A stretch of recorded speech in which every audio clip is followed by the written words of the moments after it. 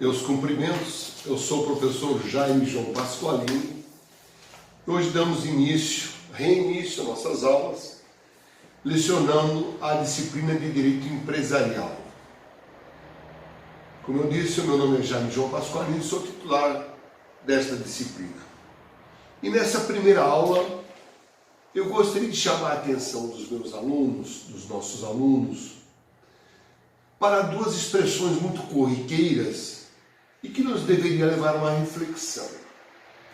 Por que alguns se dizem eu sou comerciante e outros dizem eu sou empresário? Qual é a diferença? Será que não é a mesma coisa? Pois bem, eu vou dizer para vocês que a expressão comerciante, ela de certa forma caiu em desuso. Por que isso? Porque em 2002 entrou um novo Código Civil em vigor, que o Código Civil não trata mais dos comerciantes. O Código Civil generalizou, vamos dizer assim, botou tudo num balaio só. Comerciante, industrial, prestador de serviço e os produtores rurais. Até pouco tempo atrás, ou antes de 2002, você se dizia, eu sou comerciante. O outro dizia, eu sou industrial, sou fabricante. O outro, eu sou prestador de serviço. E tinha também o agricultor. O advento do novo Código Civil adotou uma teoria chamada teoria da empresa. E a partir de então, todas essas espécies, comerciante, prestador de serviço, fabricante e o produtor rural, passaram a ser chamados de empresários. Antes disso, havia outra teoria, a teoria dos atos de comércio. Só era comerciante quem comprasse e vendesse mercadorias a grosso ou a retalho. Pois é, essa teoria dos atos de comércio, inaugurada por Napoleão Bonaparte em 1808, ela foi superada, foi suplantada pela teoria da empresa. E através dessa teoria, são empresários, o comerciante, o prestador de serviço, o fabricante e também alguns produtores rurais. Portanto, teoria dos atos de comércio até 2002. De 2002 para cá, o correto é todos eles dizerem eu sou empresário. Mas nada impede que a pessoa diga, olha, eu sou empresário, mas do ramo comercial, comerciante. Ou alguém diga, olha, eu sou empresário, mas da espécie fabricante. E assim por diante. Portanto, teoria dos atos de comércio e teoria da empresa. Eu falei que alguns produtores rurais, é porque o novo Código Civil deixou uma faculdade para o produtor rural. Quem quiser ser empresário pode se registrar na junta comercial. Não precisa se registrar, mas se quiser pode. E aí passa a categoria da empresa. E qual é a vantagem de você se identificar como empresário, estar registrado como empresário? Existem muitos privilégios. A falência, a recuperação judicial, o ponto comercial, coisas que nós vamos ver daqui para frente. Portanto, há sim um tratamento jurídico, legislações específicas para quem é empresário. Lembrando que antes disso, antes de 2002, pelo Código Comercial de 1850, o Código Comercial só era para quem era comerciante. E o fabricante, e o prestador de serviço, e o produtor rural, esses eram regidos pelo direito civil, enquanto que o comerciante era regido pelo Código Comercial. Para que não tivesse cada um a sua legislação, o novo Código Civil englobou todos eles e os chamou de empresário.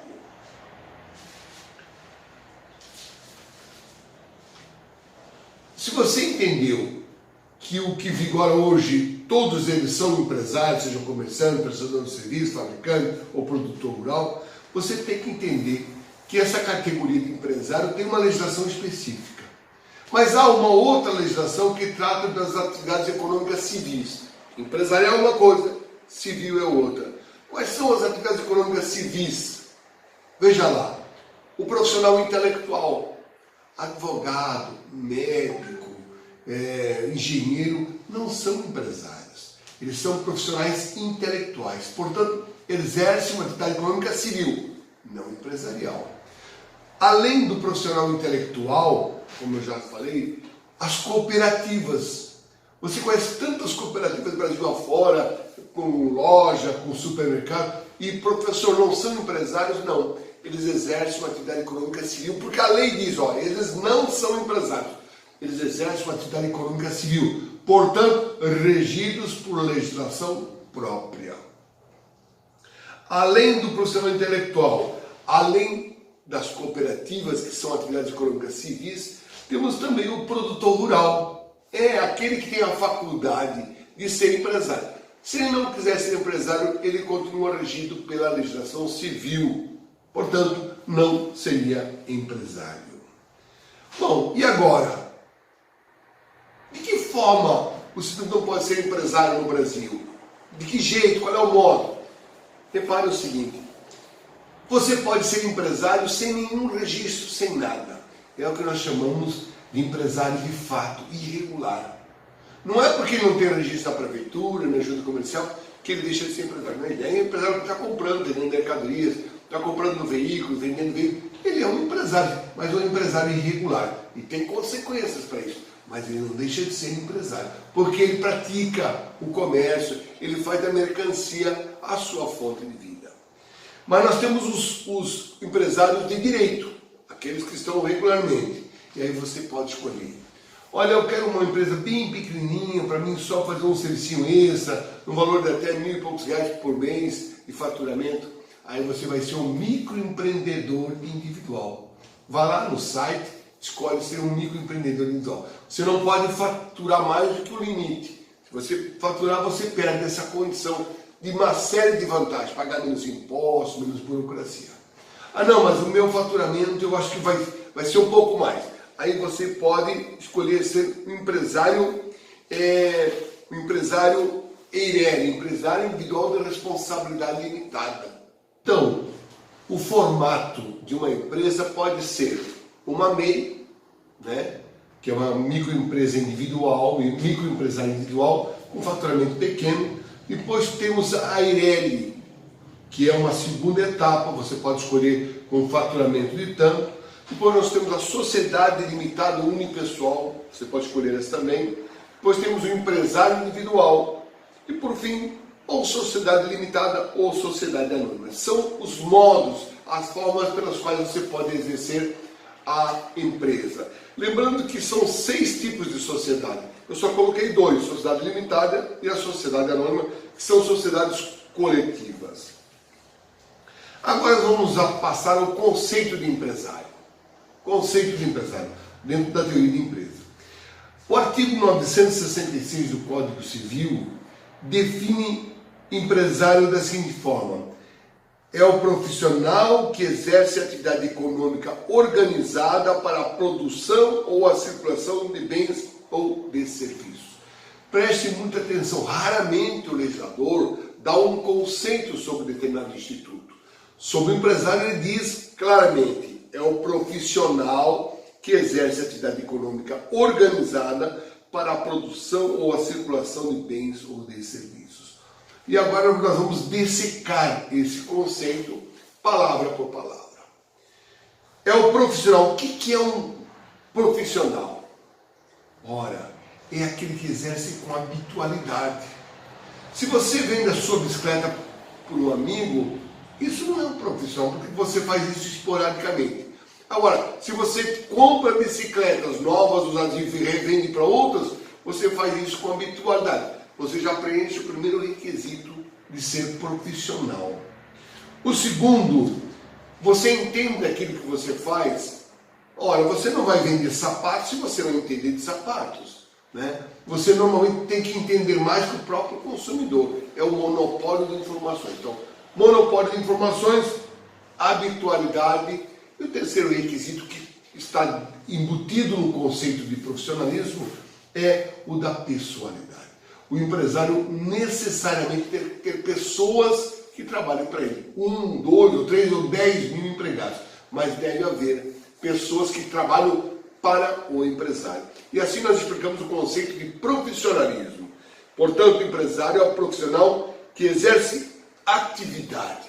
Empresa não é um estabelecimento, empresa é a atividade, né? A gente não diz que a empresa pegou fogo. Quem pega fogo é o estabelecimento, a empresa não pega fogo. A empresa faliu, não. Quem fale é a sociedade. A empresa não vai à falência. É o profissional que exerce atividade econômica. Por que econômica? Porque você não coloca uma empresa, você não cria uma empresa para que ela faça benevolência, faça assistência social. Não! A empresa existe para dar lucro. Eu até diria que o lucro é uma obrigação do empresário. Porque se ele não colocar uma margem de lucro nos seus produtos ou serviços, ele vai à falência e isso é crime. Portanto, o empresário tem como objetivo final o lucro, que é a diferença entre o que gasta e o que recebe. O resultado é o lucro, que seria, em termos práticos, dividido entre os sócios, né? Ou para ele mesmo, se ele for um empresário individual. Lembrando também que o lucro existe o lucro fim e o lucro meio. O lucro fim é o lucro das empresas. Elas trabalham, compram, vendem mercadorias, prestam serviços para no final sobrar um montante. Esse montante é o lucro fim.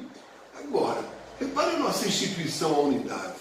Entre o que ela arrecada de mensalidades e o que ela gasta com professores, livros e tudo mais, no final do período de um ano, sobra.